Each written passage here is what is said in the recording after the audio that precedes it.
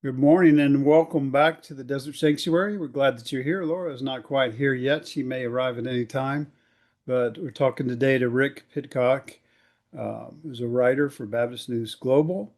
And I won't go through his whole bio. He's becoming quite well known in deconstruction fields and places like that. We call it the desert. He might refer to it as the Wild West of spiritual nomads. And here for a very important uh, recap of his article in Baptist News Global that came out a couple of days ago. We'll talk a little bit more in detail about that. I just want to make sure that we kind of set some stuff. If you are uh, have been through trauma and you've experienced religious trauma, some of this may be triggering. I don't know exactly what we're going to talk about. We only have about a little bit of notes here, not very many notes, but just be aware that some stuff can be triggering to you and take care of yourself first. It's more important that you regulate yourself um, and then take care of yourself. And then you can come back to the podcast later if you want. But we wanted to to interview Rick today. We had inclinations that something like this might happen several months ago, and we'll talk about that. But welcome, Rick. How are you doing? Doing well. Thanks for having me. Yeah. I so was it 2 days ago that your article came out? I believe so. Probably Monday. Yeah. And so we first of all, and it concerns Dr. Laura Anderson, who's one of the probably best known coaches, therapists um, around the subject of religious trauma, and has apparently crossed some lines, and we want to talk about that. But I wanted to know from you, Rick, and I'll answer also. But what's your motivation for this? What goes on in Rick's head when you think I want to report on this? What are you thinking about when you think about that?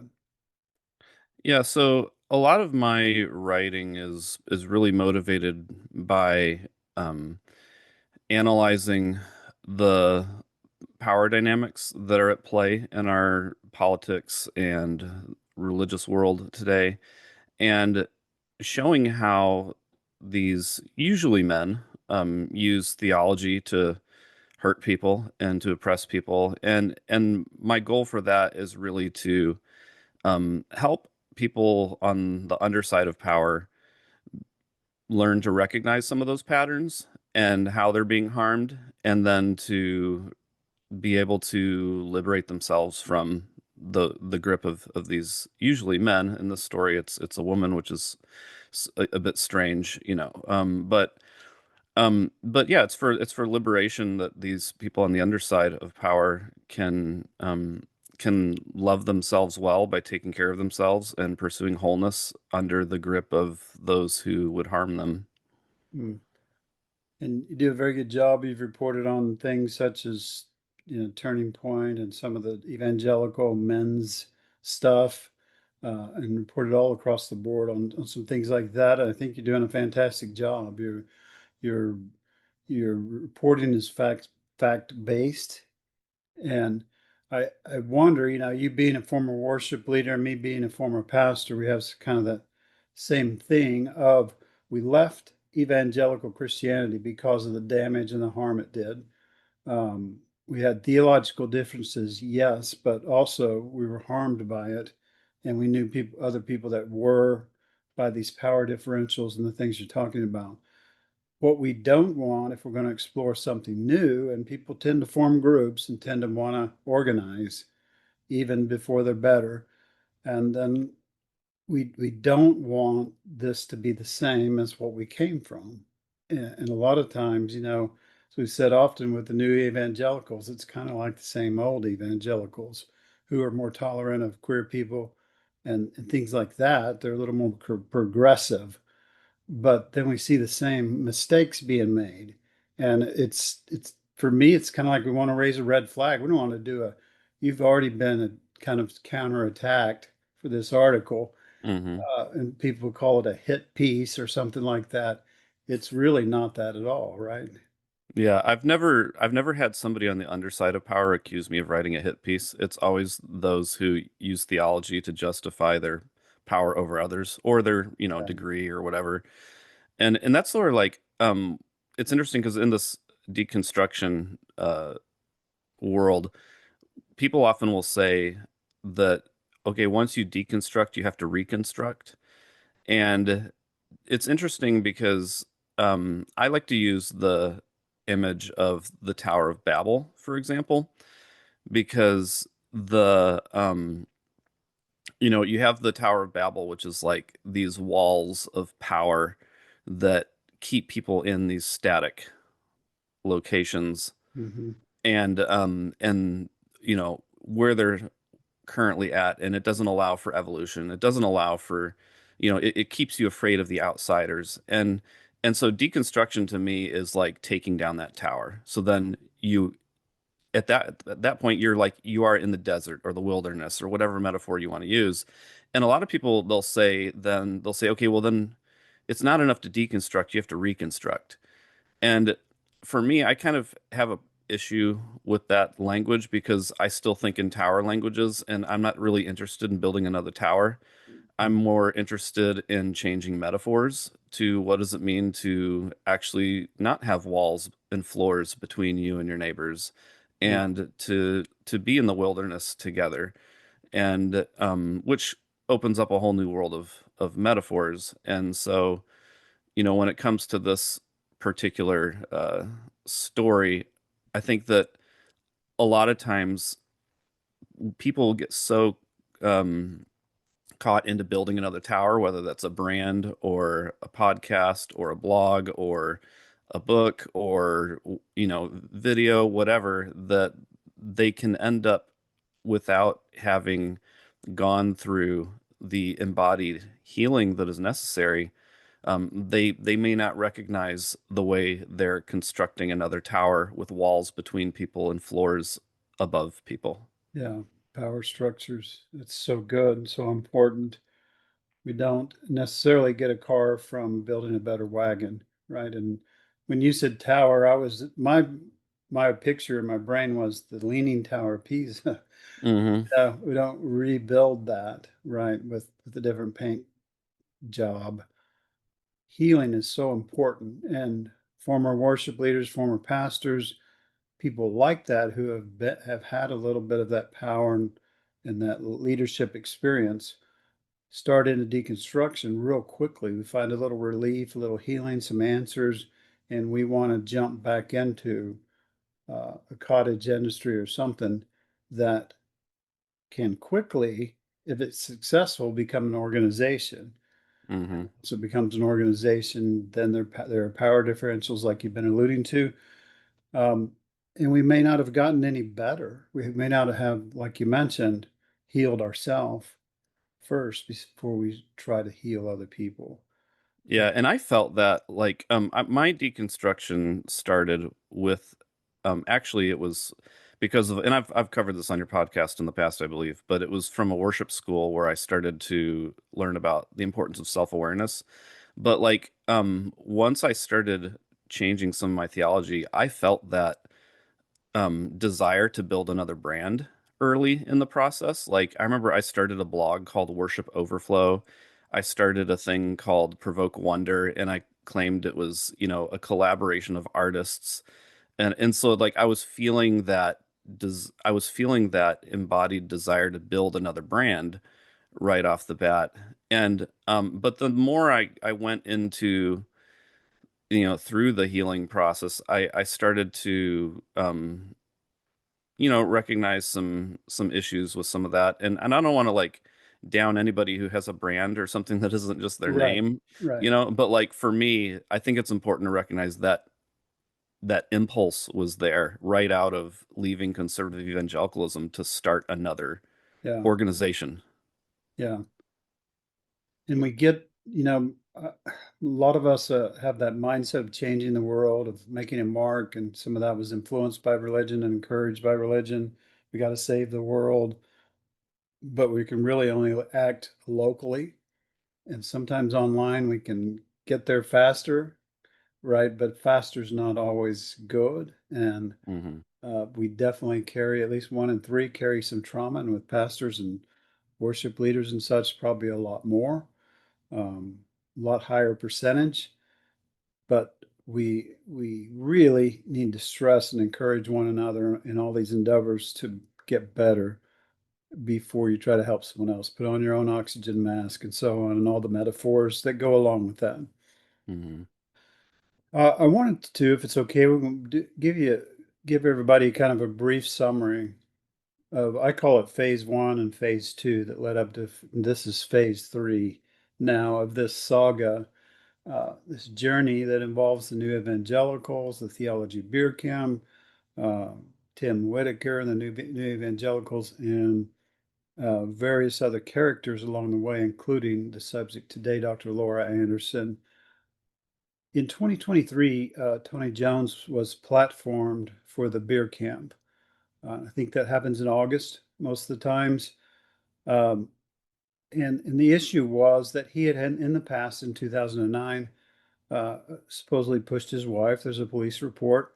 Um, but it was really about more than that, because in 2015 he attacked David Hayward, the naked pastor, because because David had dared to speak out and mention, it wasn't even about the incident, right? It wasn't about him pushing his wife. It was about, the way he commented on Mark Driscoll or something. And so this emergent church, or emerging church, whatever the right name is there, um, kind of guerrillas came out of the woodwork, and were just laying waste to everybody to try to protect him. So that was kind of where it was at. That the people that were attending that beer camp, the women, or ones that were in the New Evangelicals group, which was highly publicizing the event and heavily involved in it, they just said, we want somebody to stand up and say,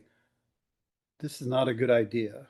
You know, whatever he did in the past, is sort of the past, but the participants know this, and they know that about it, and that's going to be traumatizing to them. Let's stand up for the women. Someone say something. Maybe Tony could voluntarily step down and so on, but they didn't listen.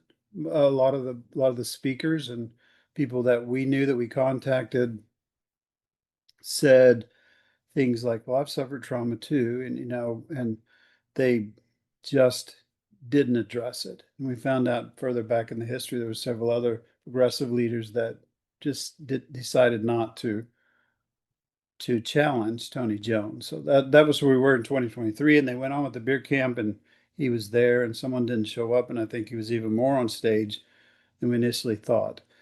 But then last year, 2024, seemed to be going the same way. But you have all the facts. I'm going kind of from memory here, but last year in 2024, the beer camp was scheduled to go as normal, and some of the same speakers, most of the same speakers, and so on.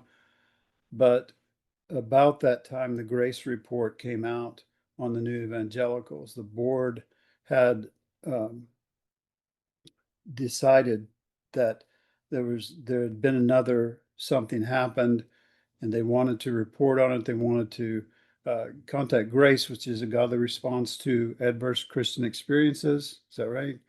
Abuse in the Christian Abuse in the environment. Christian environments, yeah. Led by Pete Singer, who has since passed away, uh, which we were sorry to hear. Formed by Boz, who is uh, Billy Graham's grandson.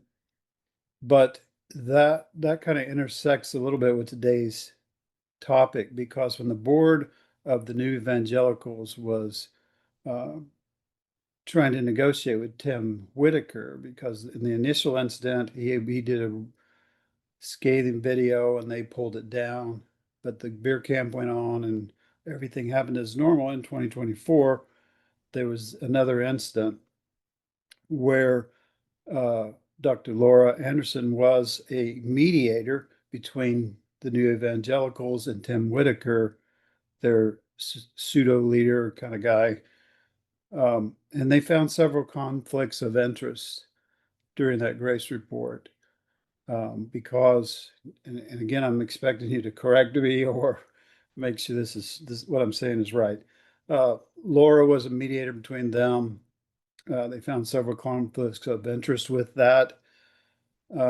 More people are upset. Um, Tim Tim's publisher cancels his book deal.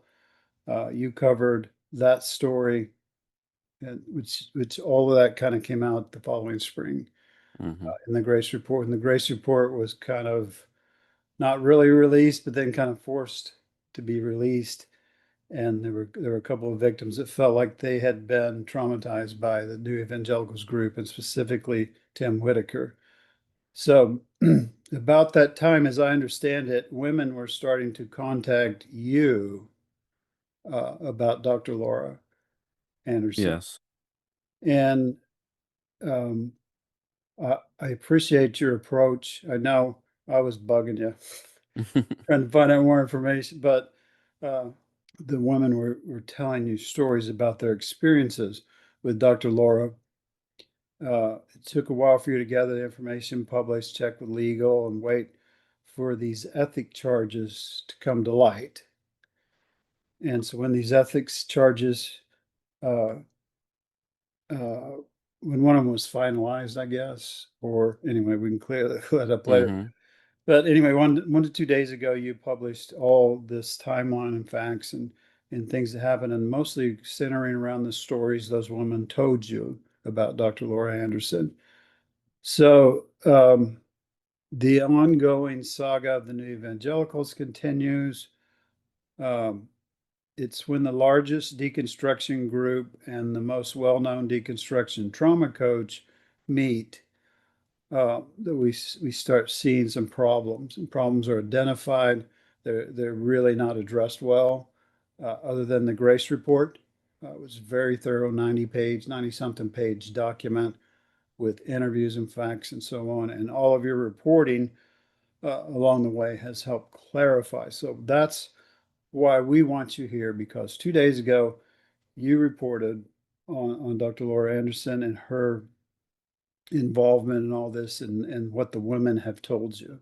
So, am I on track there? And can we pick up from there? Yeah.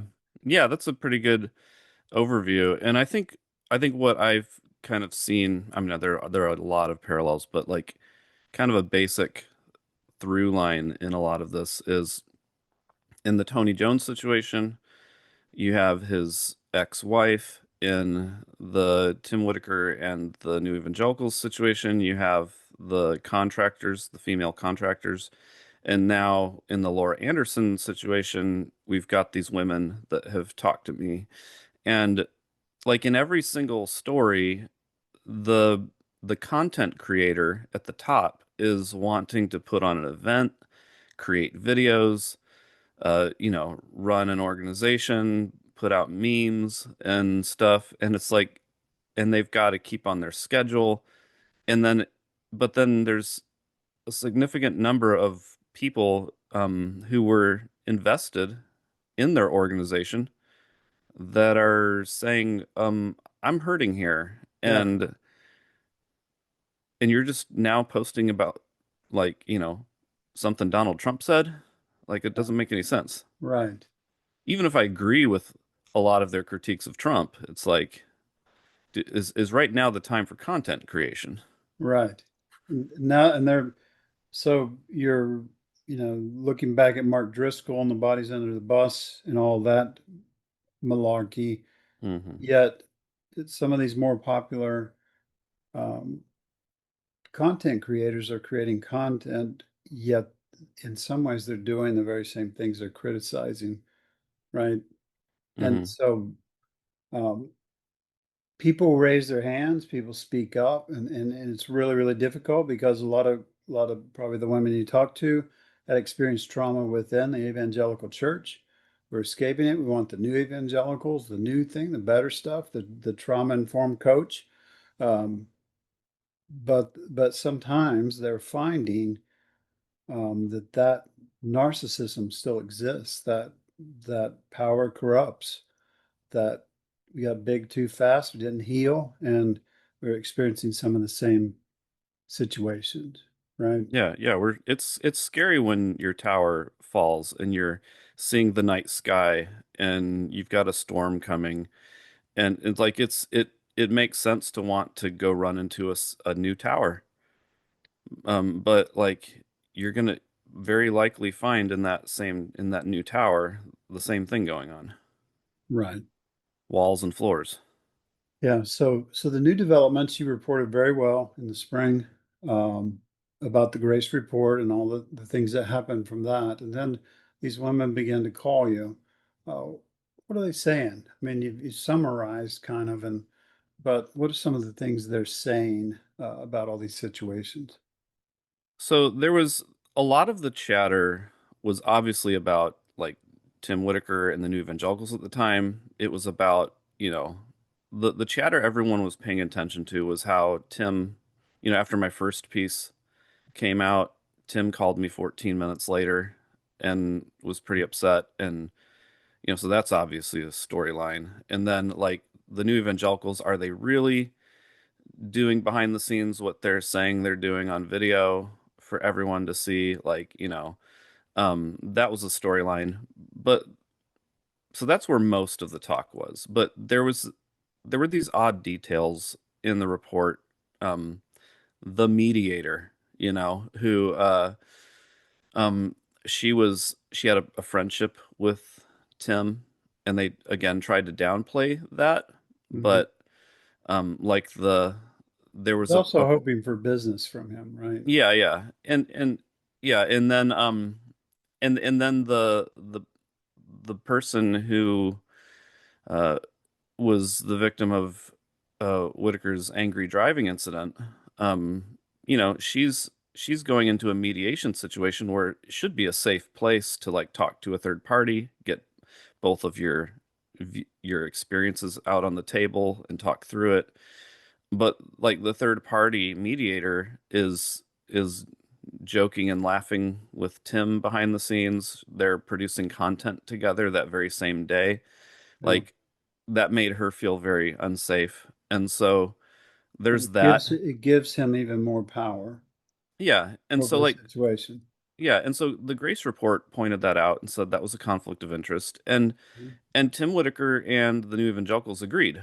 They said, yeah, that really wasn't the best idea. I don't have the exact quote on me, but Right. essentially they agreed it was a conflict of interest. Yeah, it's in the Um, report. yeah, yeah. But then there was a footnote in the report. Um, it's a 90-page report, so it's Mhm. like it's hard enough to read the pages, let alone the footnotes. But there was Yeah. this odd footnote where Grace said that um, Laura Anderson basically contacted them and was like, "Hey, we have a common, essentially customer base. We could work together and refer people to one another." Mm. And which would obviously be a money-making opportunity. And Grace pointed out in the report that was a conflict of interest Right. because, someone who's a mediator and who's part of the investigation should not be trying to partner with the company who's doing the investigation. Right. So, I started hearing like there were some people on social media that were like, "Has anybody like looked into this mediator situation?" Hmm. And like that was kind of pretty weird. Um and then I noticed like in the report, oh wait, that's Laura Anderson. Like she's a really big deal in the deconstruction world. Hmm. Um how did she not recognize either of these conflicts of interest? Um and and so I started, looking around. I found some podcasts that she was on where she was talking about boundaries and how she talked about like, fundamentalists that we left, like they believe in boundaries and it's very rules based. And if you have a relationship based on these boundaries, then you're gonna have a rules-based relationship, and we've left fundamentalism, so we're not that. That's very black and white thinking. We're not that anymore. And it Hmm. was this very like it's a reaction to fundamentalism, but then what she's essentially doing is not caring about people's consent, Right. you know, and real safe boundaries that people may need to have in their lives. Um, and so then I started talking to some of the people that were involved in finding and It's hearing, oh all women, right? All yeah, women. yeah, they're all women, yeah. And so just started with a couple people that were involved in the New Evangelical story, and they're like they're like, "Oh, I've heard something about this. You should talk to this person." And then, "Oh, yeah, that actually happened here. You should talk to this person." And it kind of went from there, and so then like within a week or so, there were basically like there were seven women who had different levels of experiences. They're not like all the dramatic stories that Right. were in the piece. But you've got everything from contract and financial situations with employees and interns to people who had interactions with her where they came away feeling like boundaries were blurred. And all the stories agreed, right? Pretty much Yeah, across the board. And even though they didn't all know each other or whatever, you're still seeing threads, right?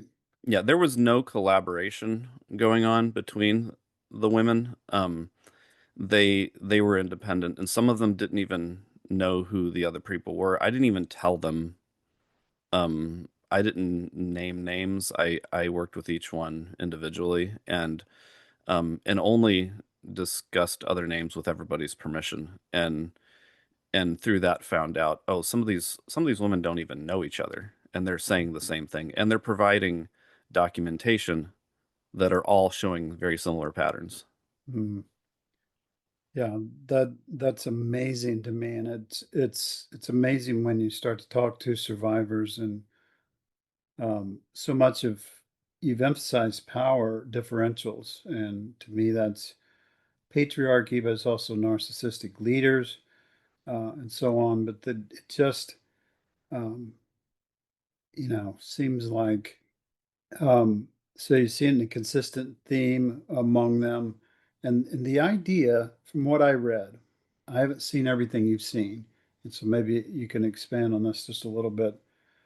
But from what the common themes among them, and what I got from some of those discussions and those quotes and so on, was that it seems like, and this is just an observation and a judgment, right, that Dr. Laura in general seemed to ignore um, those things that she seemed to know from other sources was wrong. Um, she would make excuses, like, I mean, it's kind of like the typical response, the Darbo response, but she kind of lashed out at people, but she also knew some things weren't quite right, but she said things like, well, all therapists, you know, have dings on their record like that because of whatever. And it is hard to be a coach and a therapist, right? But Hmm. she seemed to have a disregard for any guardrails, right? Yeah. Yeah, that was the a similar thing like that was throughout. It was one was minimizing what she was responsible for and minimizing the women's experiences and then also blaming them. And so like when I Mhm. asked for so she was charged with four violations by the AAMFT and then they found her in violation of two of those. And so I asked her for a statement like what is your response to being found guilty of these two violations? And if you read the statement which I put in the article, like she starts off by basically saying, I didn't exploit the person. The findings were that I didn't exploit this person. And, the things that I did, like, they're not uncommon. So, like, just however invested you are into her, the basic reality of this response is it's lightening what happened. Like, it's saying it's really maybe yeah it was I shouldn't have done, but it's not that big of a deal. It happens. And And then the the second women are saying the opposite of that. It is a big yeah deal, and it yeah really did affect me, and it really hurt me. And she's saying, And I do feel exploited. Yeah, Yeah. yeah. And she's saying, well, you should be better by now. She's making reference Yeah. to statements like that quite a bit. Yeah, and then the second thing was the abuse, or sorry, was the blame shifting. She said like, "Oh, this was actually the complainant's idea. They came up with it." Yeah.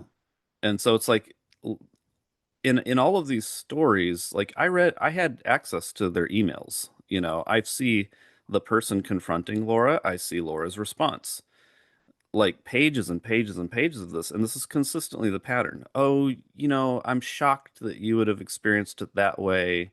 That's Gaslighting. not what Yeah. happened. And why would you accuse me of doing something like that? Says to me something about the way you view our friendship. Or do you even care about me type stuff? You know, it's like Mhm. all of a sudden you like feel Wow. guilty for even bringing this up. Sure. Yeah, it's gaslighting 101, right? Yeah. Yeah. Yeah. Patriarchal control. Yeah. Even though she's not a man. Um, so there's some future things coming, right, in this saga. I mean, this is not over with the ethics things. Is there's more, right? Yeah, so there's a second case actually. The first case was finalized, but there's a whole second case coming in the fall.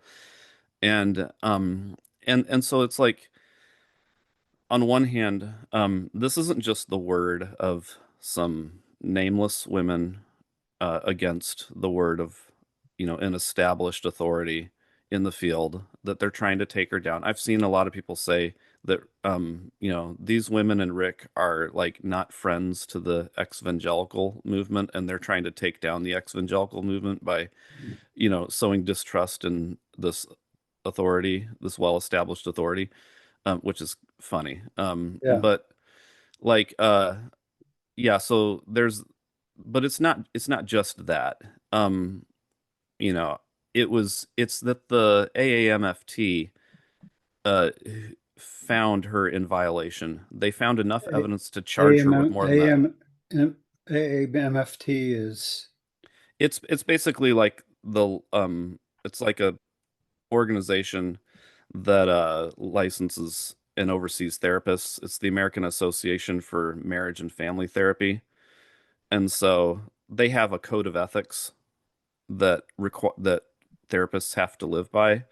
And in that code of ethics, there were four violations that they charged her with.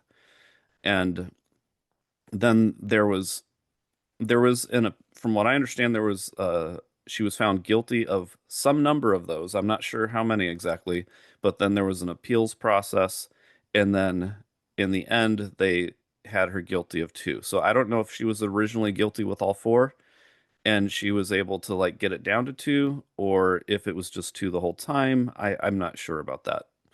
Um, but what I'm trying to say is like these are actual licensing organizations, and Grace, they're very respected. Like these are observations that were the things these women are telling me behind the scenes and the things I'm seeing in the letters and the documents, they're all lining with what Grace brought up, and Grace didn't know about these women. And then we have the AAMFT finding her guilty of two violations, and they've got a whole nother case coming in the fall. yeah, So there is a there that yeah. needs to be, and again, like if I wouldn't have written this piece, like nobody would have ever known about any of this. Hmm. And so like you have all of these people going, she's on like 75 different deconstruction related podcasts. You have all these people referencing religious trauma survivors to her. There is so much harm that could be done. And I couldn't live with that reality of I know these things, I'm just not going to write the piece. Like that Right. doesn't make any sense. Yeah. So yeah, I appreciate your courage and ability to say this is wrong, and hopefully we can have whistleblowers, quote unquote, in the desert, in the Wild West. Here, we can have some accountability. I don't think I have to be the accountability partner for everybody I choose to be an account. You know what I mean? But Hmm. we're going down the wrong path again. Somebody, you know. somebody's got to wave a flag and sound the alarm and say we got to stop long enough to get better and do some things different, right? Yeah. Yeah. So, what else do you want to say about that history, that timeline? Have we covered most of what you covered in your article? The article is called "Licensing Agency Finds Religious Trauma Coach in Violation of Code of Ethics," and it is by Baptist News Global, July 28th, 2025. Um, and that's real easy to find, and it's real helpful. If you want to know the facts, if you just want to have a reaction to whatever's happening, then probably should think about that a little longer, not speak up. But if you want to go back and find the facts, then start with Rick's article and go from there, and maybe look up the ones from before, from the spring, that talk about the Grace Report, and maybe the initial stuff that some of us have done with the Tony Jones and the Theology Beer Camp. Go back and look at the facts and then come back with a comment. I'd encourage you to read the article, though. It's worth reading. Anything else you want to fill in there before we go to another question?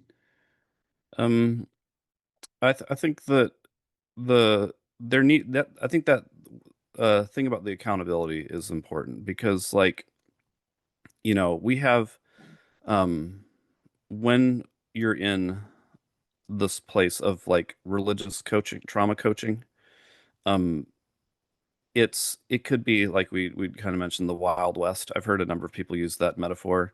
Mm-hmm. And so like, even as somebody like the AAMFT, like they found Laura guilty of these two violations, but again, there was no public announcement. If I hadn't written this piece, nobody would have known, and she would have just gone on like normal. And so like there's got to be people need to be aware if there's something that severe. People need to be aware of what they're getting themselves into when they go to a religious trauma coach. And and so that's kind of where I see the role of journalism in this is providing some level of that. I've got to be careful because like I can't do a entire piece on everybody's issue in the whole world. Mm-hmm. Otherwise Yeah, it'll be never ending. right. But like, that doesn't mean that the work can't be done. I've got to kind of manage my own spiritual health, so to speak, too, in working through all that. Yeah. And you're going to take the risk if you speak up of being mischaracterized, right? And um, but it's gotta happen that people kind of take a stand and say, we're not telling you that you can't do anything ever again, but what about just taking a step back and getting better and stopping the train long enough, quit running over people like Mark Driscoll likes to do, and let's be different. Let's let's say, hey, Rick, if I'm your friend, you're messing up. You went too far on this. Can you think about that or reevaluate that? Um, that's the best thing we could do for people. But we're going to take a break and then we'll be right back.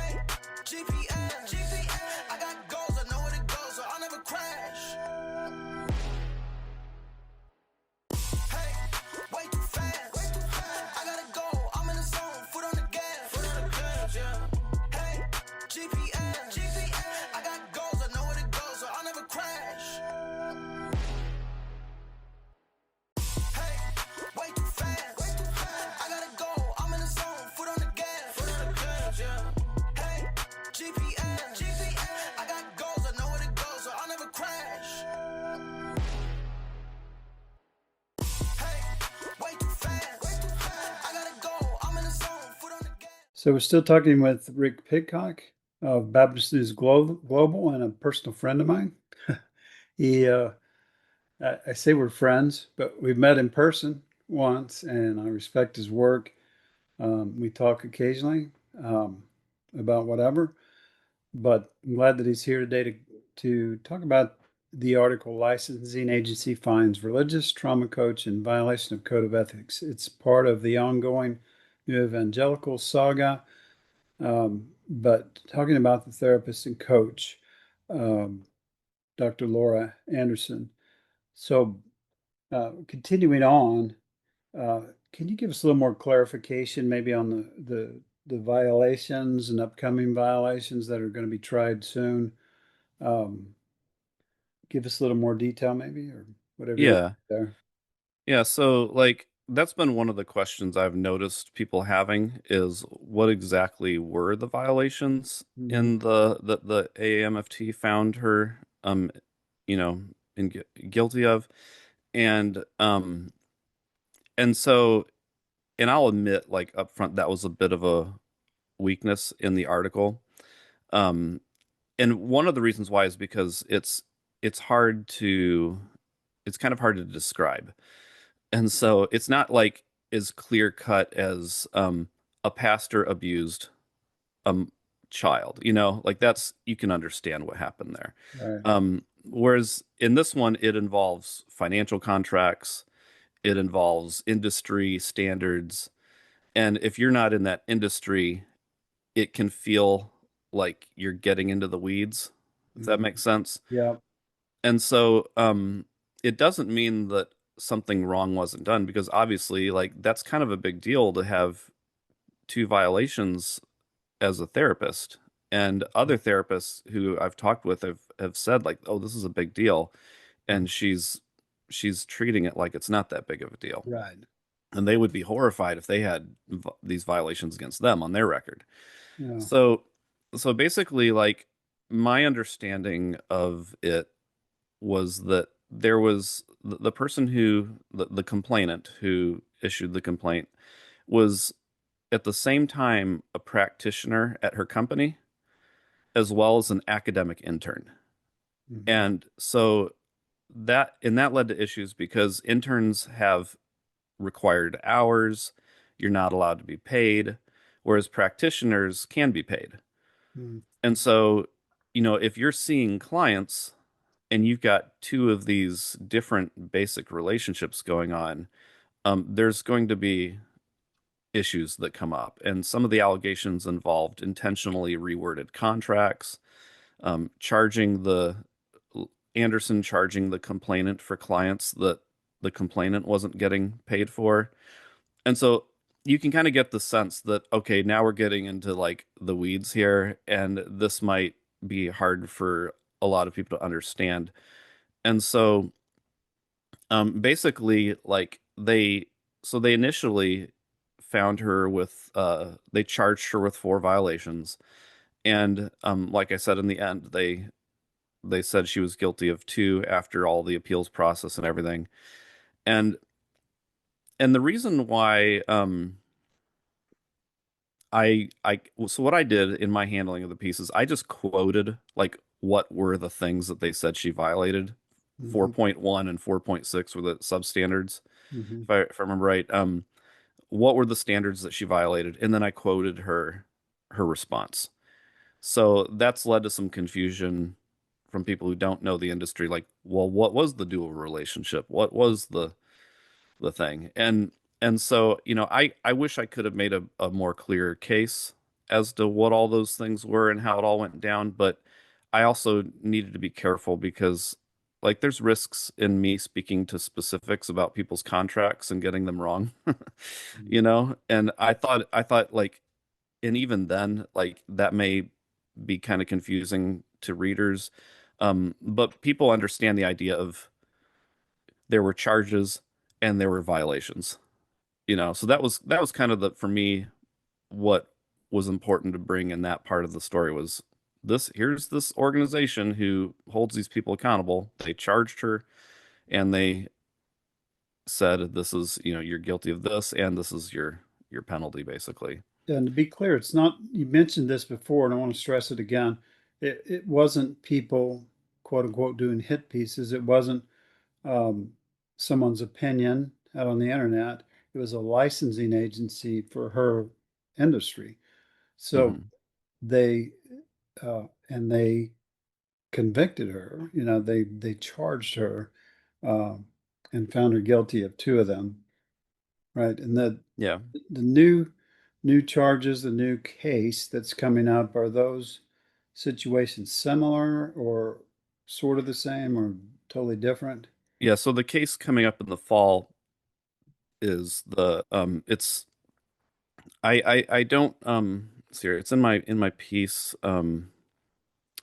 It's an issue of, let's see here. Yeah, so later on in the piece there's this interpersonal dynamics in the workplace section, and there's the part where she says to somebody, "I believe you have dissociative identity disorder, not otherwise specified."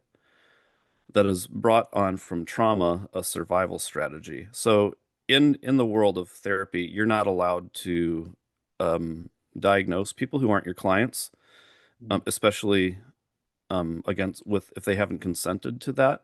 And Mm-hmm. so when she says, "I believe you have this specific disorder," um, that's going to obviously feel to the person who has not consented quite shocking, which I get into in the piece. And so Yeah. that that's a very serious um, breach of ethics that's going to need to be Mm-hmm. explored. And there might have been more than one of those instances, or it might have been a pattern. Yeah, I'm assuming like if I had this number of people come to me within a few weeks of the Tim Whitaker story, just from Anderson being, named as the mediator, I'm assuming there's more Mm-hmm. that could come out. I'm assuming there are probably people who have read my piece that are like, "Oh wow, I had a similar experience too." And because I don't want to it feels assumptive to me to think that I unearthed the entirety of the of the web within a couple weeks of the first and second articles. I want to point out something that's just my opinion. Um, our our immediate reaction, I think, back in the evangelical world and sometimes in narcissistic situations and power differentials and so on, we tend to think, well, these women are just trying to get attention, or these women are, um, trying to promote their own thing or whatever. And I want to tell you, in talking to a lot of these people from the early incident, the phase one incident that we mentioned earlier, the phase two, the survivors and women that I've talked to, just kind of on the outline of all this. I'm not right in the middle, but they're so, oh God, I want to just say fucked up by Hmm. all this. Um, they're you know, uh, they're having trouble navigating life because of these things happening to them. And for someone to minimize it, it's horrible. And then when you're the the when the this is my opinion, the trauma expert, as she brands herself, should understand that Hmm. and shouldn't be inflicting that. It's a very serious thing, and it doesn't just keep that person from telling on you. It it sometimes destroys that person Hmm. emotionally, spiritually, even physically. It's going to have physical impact on these people. To where one of the witnesses in the Grace report is still struggling. Uh, it was extremely devastating what happened to her, and to have it minimized makes it twice as bad. And she has to come out in public, to some degree with it, or admit it to somebody, show you the emails, all those things. We got to do it better. It's Yeah, and to speak to that a little bit too, like for one thing, like the women in these situations, like they had a good thing going, in the New Evangelicals the situation, these women had a fun job creating content, getting paid for it. Like, having some success. yeah, having Yeah. great success, like why would you throw that away to make up a story to get anonymously mentioned in a news piece for Baptist News Global? Right. Like Right.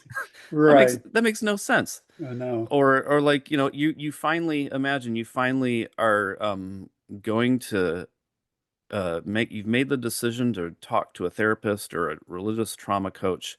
You're finally going through these stages of healing, of these wounds you've held your whole life, and and then you're just going to toss all that away in order to bring the person down who's trying to help you, like, and again, anonymously in an Mm, article, like that makes literally zero sense that they yeah. would do that. And the strategy, especially when you think about it, like, you know, I'll get made fun of for being a tabloid journalist.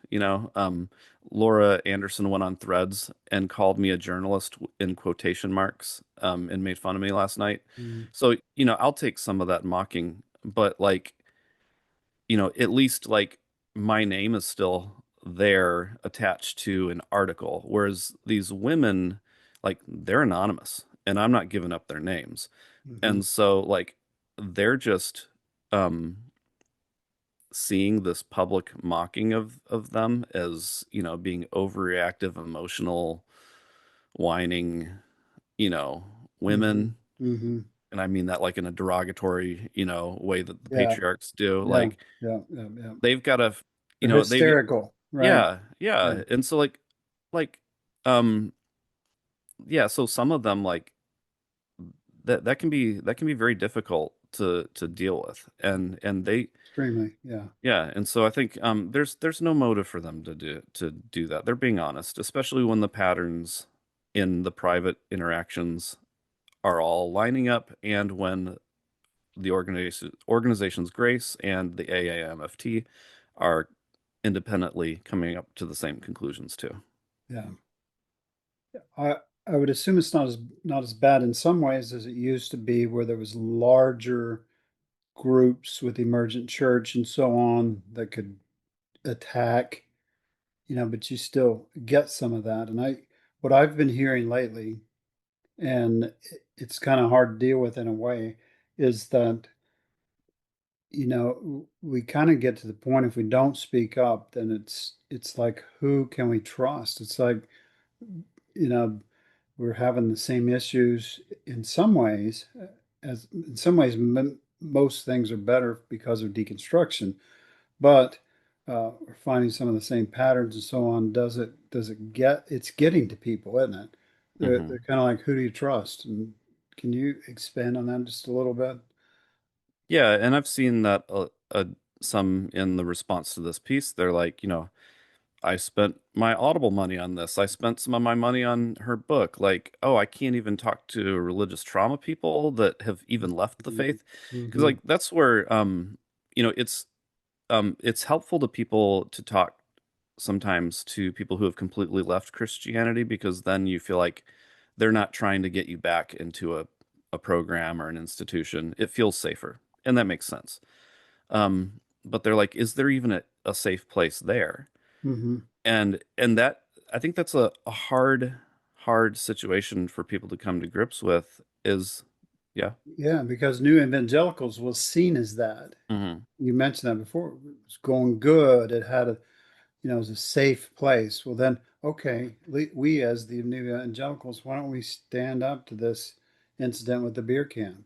Hmm. And then um, it's just like, that should have been a defining moment where we stood up for women and survivors, and the New Evangelicals and Tim Whitaker and all of us, and speakers and writers and podcasters and reporters, and we all stood up and said, let's don't do that to women anymore. You know, Yeah. it's so discouraging when the ball gets dropped, and then It's it like, gets dropped again. yeah, it's like the mega church that says they're a safe place for you to ask all of your questions, but then when you go to their statement of faith, they still believe in inerrancy. They still believe in, you know, uh penal substitutionary atonement, eternal conscious torment. They don't really accept LGBTQ people. Like, it's like, okay, well, it's only a safe place as long as you still end up with the same answers. Yeah, as long as you And get your stuff. Yeah. yeah, and like I think in some of this world, it's like it's only a safe place as long as we're still the content creators on our platform. Right. And I don't have to give up any of my stuff. Right. And Yeah. I made the comment the other day on social media that once religion gets the power that it seeks, it tends to become more violent. And I hate to use that word, but it tends to become more aggressive to keep what it has and to preserve it for the future. Hmm. So that's just been a pattern. That was Hitler's pattern. As soon as he was a Christian, gain power, and then to keep that power, you resort to violence or fear and control and all those things to keep what you have. And then power corrupts, and absolute power corrupts absolutely. So we find ourselves in those cycles throughout history. I wanted to really get a chance to ask you, and this is not in your role as a reporter, but as a human being out here in the desert. In the Wild West, in the, however you describe it. What's the way forward? What do we need to do better um, in 1,000 and I think we should probably lean into that fear of is this a safe place until we're okay with accepting the fact that it's not, because the wilderness is not a safe place. The desert is not a safe place. mm, And I'll hear people will often say, "I'm a safe space for you," and I don't ever say that. Like, I don't want to excuse me, hold on a second. I don't want to assume that I'm safe for somebody else. And um like people will get concerned that I write for Baptist News Global because it has Baptist in the name. mhm, I don't respond by saying, "Oh no, but it's a safe Baptist place." mhm. Um I think people need to, sorry, hold on. It's okay. Oh, goodness. Got something on my throat all Yeah, of a get a sudden. drink, whatever you need to do. I think we need to be okay with people's intuition, even if it calls into question a sensitive spot in our ego. And if somebody is concerned about me being a graduate of Bob Jones University or writing for a Baptist news organization, I would rather them live with that intuition.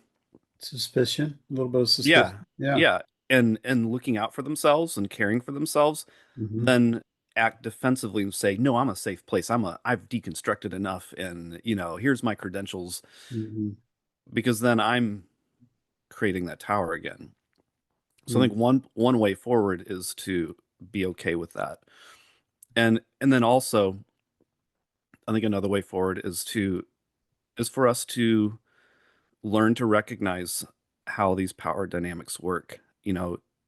If somebody puts out a statement of a couple paragraphs, don't feel so overwhelmed like you've got to do all this investigation to figure out what all in there is true and what all's not true. You can recognize what they're doing in the statement. It's quite simple. They're minimizing the abuse and they're blaming the victim. Hmm. Yeah, Oh, that's the absolutely. pattern. What's that? That's the pattern. Yeah, exactly. That's right. And really, are there safe spaces, or is it only safe people? Or uh, can we collectively be safe, or do we just need to be doing everything we can uh, to be a person that just emanates and gives off safeness? We don't respond, and the only way I know to do that is for us to individually get better Hmm. and heal, because a lot of our missteps are when we're dysregulated, when we're in crisis mode, when we're activated, when we're hyper vigilant, all those things. And all that's survival mode. It's not the best way forward, right? Hmm. So a pastor, an ex-pastor, someone that wants to change the world, to use, a general term, get better. For my way forward would be that they should get better and keep getting better and act locally. There's only one or two, celebrity type of groups, you know what I mean? Hmm. That's going to be famous, and there's only one David Hayward. There's, you know what I mean? And Hmm. the rest sometimes want to be there and, sacrifice integrity and sacrifice what they do to people by trying to climb that ladder and being loyal to the narcissist that has the power and so on. And you see that right in our current administration. We see it all over the place in evangelicalism, and we don't want to see it as we move forward. Yeah. And I like that you shy away a little bit from reconstruction, because maybe we need to keep deconstructing and Hmm. not building towers of Yeah. patriarchy and control and fear and all those things we came from. Right. Yeah. Yeah. Pursue wholeness and pursue in yourself and in the relationships that you have. And the nature of whole people in whole relationships is that, wholeness tends to give birth to more wholeness. And I think that's a better place to be. Yeah. Can you just let people know where all your stuff is? You're a writer at Baptist News Global. That's your main gig. You're a stay-at-home father with about 5 kids or so, right? Um, uh, Yeah. Tell us about your other stuff. Yeah, so they can find me anywhere on social media. At Rick Pidcock is my handle basically anywhere. And then my website, rickpidcock.com. And then I'm also on Substack if they want to subscribe, rickpidcock.substack.com. And that's nice because, especially with everything going on today with Trump's attacks on the media, and all of the algorithms, at play, it's nice to have that Substack subscription because then, you get it right in your inbox and you're not relying on, you know, uh, organizations being shut Facebook down and or so on. Yeah. or Yeah. algorithms putting it in front of you. Right. So, Yeah. That's good. I want to reiterate that your stuff is good, and I get the sense that you work very hard to make it authentic and real and correct, and you spend the time, and so much of what you're documenting to be useful, I hope, in the near future. As we say, what's working and what's happened, and we have a history there. The emergent church was documented in the shadows there, and there's records of what happened, but you gotta dig a little harder to find them when people have that information. But it's golden that history's recorded, so we hopefully don't repeat it. And that's the main focus, I assume, of your articles. We don't want to repeat history, right? hmm. Let's do better. Yep. Thanks for being on, Rick. I want to remind the listeners today to keep. I just feel like, and it encourage people just to keep going, you know, and concentrate on your progress, concentrate on your well-being and getting better. And when you have a chance to walk beside someone else and help them along in the journey, do that. Do it with integrity. Don't ever make popularity or making money or anything like that the main goal. The goal should be for all of us together to somehow get better, um, as an individual and then as a group. And hopefully that eventually changes the world. It might not make us popular, might not make us money, but hopefully um, we'll accomplish the right things. We encourage you, as always, to be where you are, be who you are, and be at peace. We'll see you next time.